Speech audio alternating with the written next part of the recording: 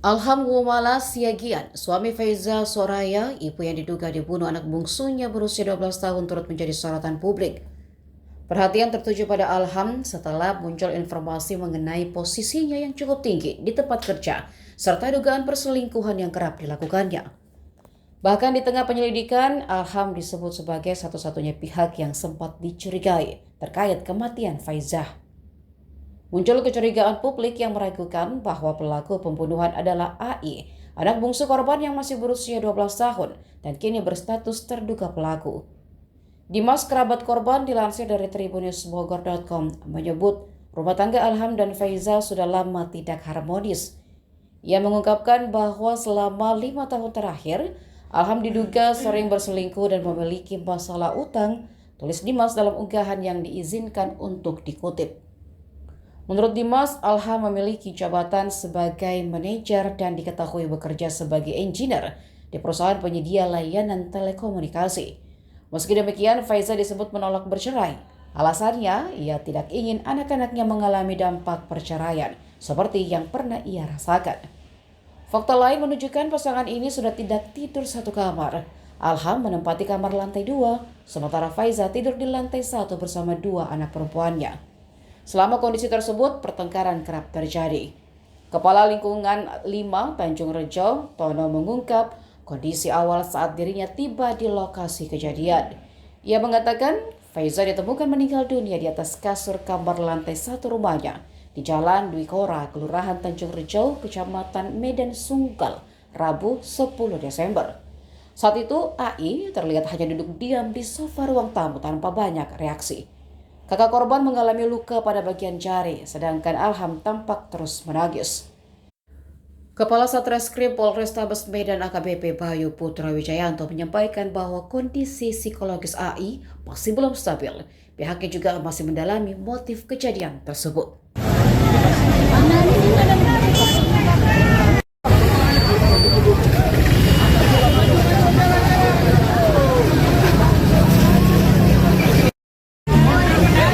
Woi, udah. Ini, ayo, bapak.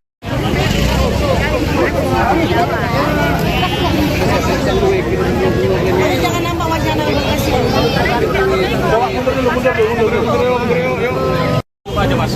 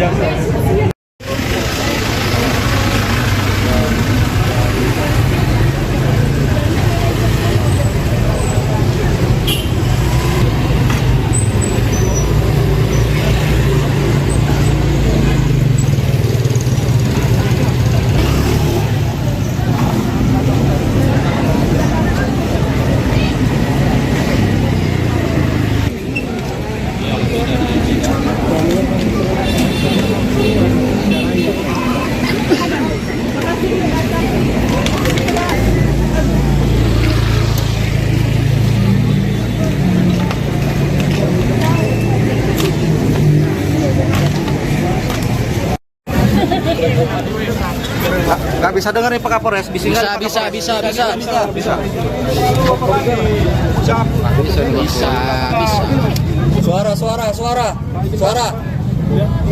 Suara.